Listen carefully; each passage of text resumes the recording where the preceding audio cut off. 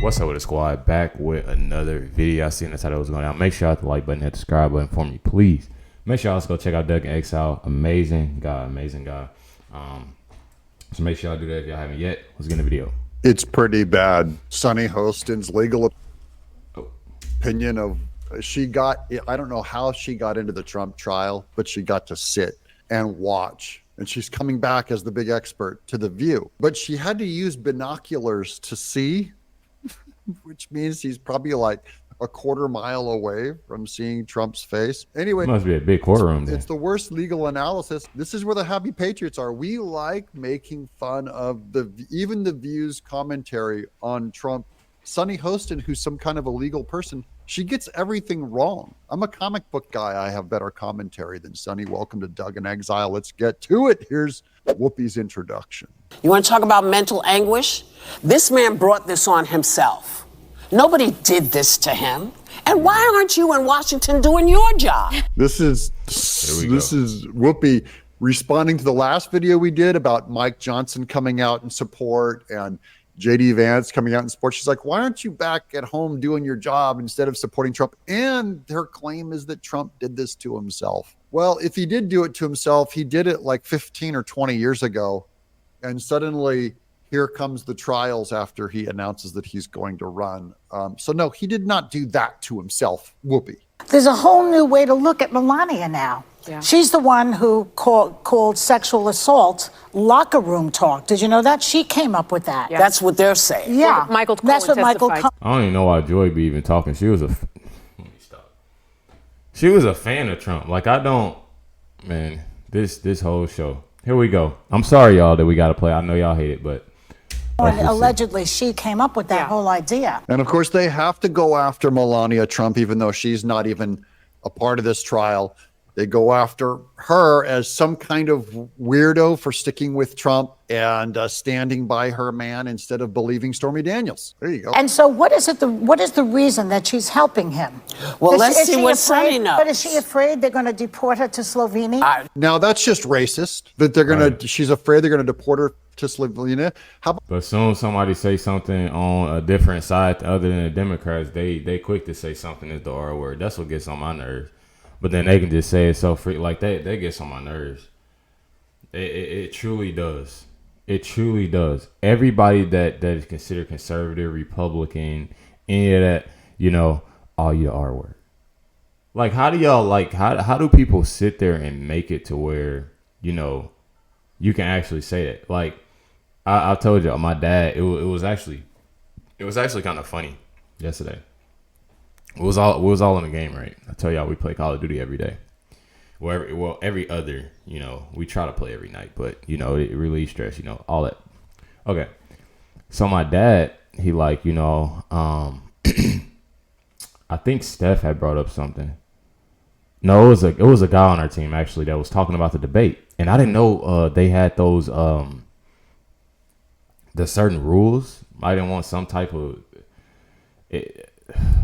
the stuff that was said. I didn't understand completely on those rules of the debate. But anyways, we was talking about that, and then Steph had said something. Retro Steph, make sure y'all go subscribe to him. He said something about Tucker Carlson, and then my dad was like, "He the R word too." And I was confused when he said that. I was confused. I didn't really say nothing, but I was trying to figure out what did he say and like what video, like when. I just be so confused.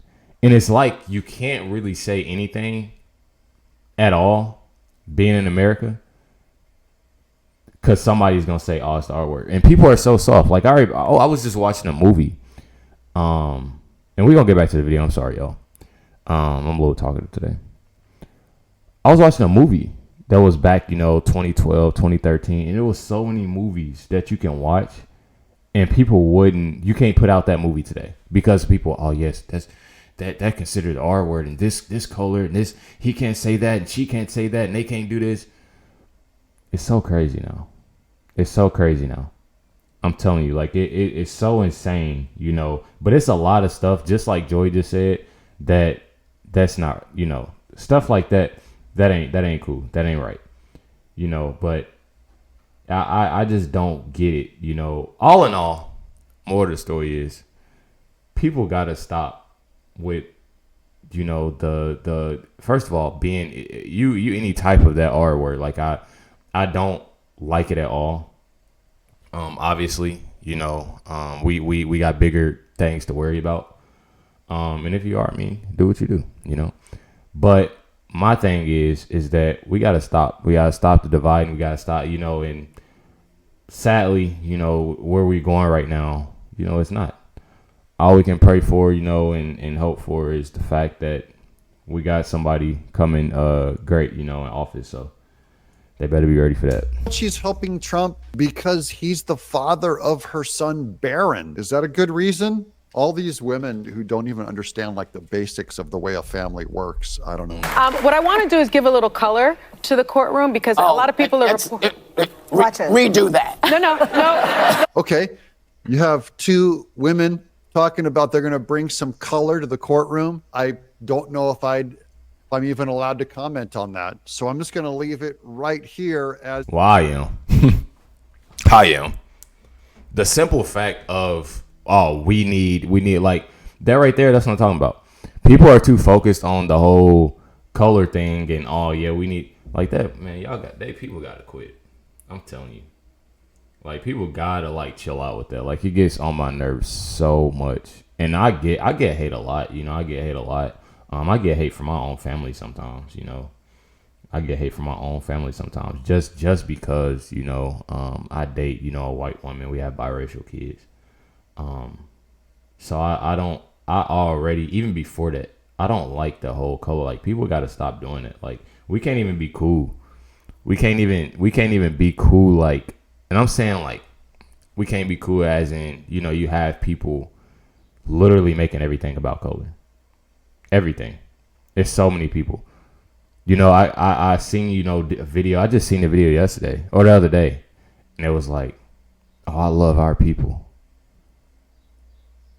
And it's like, bro, like, we trying to wear, like, people, it's delusional people out here, y'all. I'm telling you. It's insane. A no comment on Whoopi and Sonny bringing color. And mean by our people, it was if a lot of y'all don't know, it was a black dude doing something creative, and it was a black chick that said, "This is why our people the best. I love our people." Blah blah blah. I just be staring at the comment like, bro. Anyways, let's get back to it. I'm sorry, y'all. Little color. I mean that literally and figuratively. I'm trying to think of the difference between literal color and figurative color. Color, I don't know. Again, I'm a white guy, so now there's two different theories, color theories. Some is that white is the absence of all color because it's nothingness, and some that it's the presence of all color on the light spectrum. So, never mind. Because a lot of people are reporting what was said in the courtroom, right? But no one has really reported about what you see when you're actually there. And I had said the other day that he appeared orange. It's not about what you see there. It's about what she just said. People reporting what's said in the courtroom. This is what I'm talking about. This goes to show y'all right here that the view, that's it right there, the view. they try to look at the view of things. They don't understand what's the speech, you know, what's going on, you know, what are they talking about, what's going on. I literally, like, this is insane to me. It's in insane. An unnatural way. I'd never seen anyone that orange before. Yes, the president's orange. And so no, he's really, really orange. He's orangey orange. That's her legal analysis, guys. From The View, Sunny Hostin, she's reporting back. Hey guys, you didn't know this. Are you ready for this? Trump. He's orange. Hadn't heard that. What I now have access to binoculars in the courtroom, and so I'm using the binoculars. And is that even helpful? I like the little hand signals. I like these, actually. These are my quantum binoculars. Lets me see into other dimensions when I do this one. But I like that she held them up. And binoculars show that she's very far away from Trump, and probably people watching on TV probably have a better look at him than Sonny does in the room looking through her binoculars. Why is it such a big courtroom? Yes, it's a huge courtroom, and they have a camera directly on Donald Trump because we are behind him, so we can't see his face, but we can see his face on the screen. So while other reporters are zooming in on the documents, I'm zooming in on him. So she's staring at his face. Even though she sees the back of his head, she has to look at a screen that a camera's on, and we see that in the news coverage. This is awful commentary. She acts like she's got some big hook, some big gotcha moment, some big amazing. She said that Michael Cohen appeared to be trustworthy. Michael Cohen, known as the biggest serial liar, and Sonny Hostin's comment on Michael Cohen is that he's trustworthy. So you already know she has just now soiled herself on national TV, hopefully ending her career on The View. People have been reporting that he is asleep. He is not asleep. He's enraged. And now Sonny is actually defending our side, and that she says that Trump was not asleep, basically proving that mainstream media like MSNBC and CNN have been lying about Trump, saying that he's sleeping. Roger Oliver and all of the Comedy Central guys. From all the stuff that I've seen, from what people saying, from what he's saying, where'd the trustworthy stuff come from? I'd be so confused saying with Trump them. is sleeping. So he's not asleep. He's angry. So she's actually defending Trump here. Corporate attorney. What is so interesting about this jury is that this is a documents case. Let's all remember, it's not about an affair necessarily. It's about documents and payment to a porn star. Yeah. So again, she's defending Trump, and that the other side that is all obsessed with giving you details about what Stormy Daniels and Trump did or didn't do. And she's going, this is a documents case, keeping it back to reality, which is that, yes, it is. It's a legal documents case. So she's admitting that like Merchan and the prosecution have spent way too much time on what is not. Hold on, how's she gonna say somebody look orange? And she look orange right here on this picture. Didn't she say that, or am I tripping? Like, how are they gonna say somebody look? I'm just saying, like, I feel like they just get on this show just to talk crazy. That's it. I mean, come on, we actually part of the case. I think what matters the most for the country is if he's convicted, how does that impact an election? I do think a conviction impacts. I think if this is a hung jury, I don't know that the average American even knows what happens. Good. So we only need one juror to make it a hung jury. And she says she thinks it has impact if there's a conviction. I don't think so. I think by now everyone knows what's going on with Trump. I don't think, again, what percentage point of people would not vote for Trump who would have voted for him otherwise? So they already know he's going through a court case, 5 trials, right? And they would vote for him. And then Griffin, or Sarah Jessica Griffin, whatever her name is, she says that once those people who know that he's in those 5 trials, when they find out he's guilty on one of them of a felony, then they won't vote for him. How many of those people are there? I think it's way less than 1%. So Trump doesn't lose 1%. If anything, he's gaining way more ground from these lawsuits, which is why my theory is that overall they're benefiting him more than they're taking away from him, including free campaign money, free publicity, free branding, which is that this isn't about Trump versus Biden, but that this is Trump against the state. So all of that is all good. He's getting, I think, billions of dollars worth of benefit from this thing. Maybe he loses what?